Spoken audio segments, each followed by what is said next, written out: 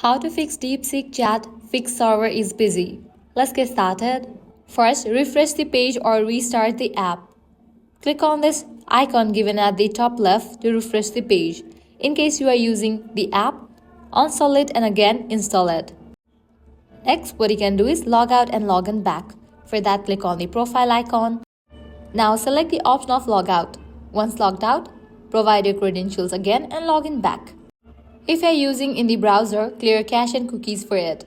For that, click on three dots, navigate to the option Settings, navigate to the option Privacy and Security. Select the option Delete Browsing Data. Check in for all these, select All Time and then click on Delete Data. Once you complete this, your problem might be fixed. Likewise, you can visit DeepSeek's official website. For that, launch your preferred browser. In the search box, type in DeepSeek status and then search for it. Navigate to the website status.deepseek.com. If you find out any outages, you have to wait until the problem will be resolved. High demand can lead to server overloads.